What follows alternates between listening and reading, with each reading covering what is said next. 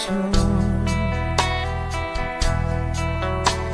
Hindi alam kung saan patungo.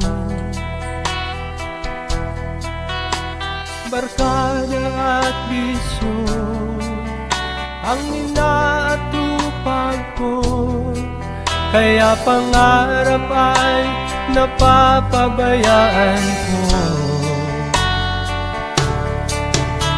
Takbo ng isip ko'y gulong-gulo,